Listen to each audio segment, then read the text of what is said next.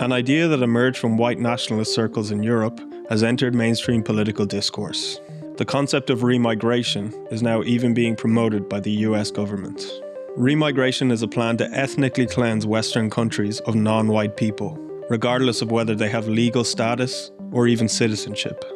The term has gained traction in far-right movements across Europe over the last decade. In Germany, it's now a stated policy of the AfD party. In France, however, it's been deemed too extreme even for Marine Le Pen's national rally. But since Donald Trump returned to the White House last year, it's become a common theme in official US government communications. In December, the US Department of Homeland Security posted on X, "All America wants for Christmas is remigration." That's just one of many examples. The Trump administration's promotion of this extremist policy has been celebrated by its proponents in Europe, and it has its supporters in Ireland too. It's designed to sound like a fairly innocuous term, but the reality is far from that.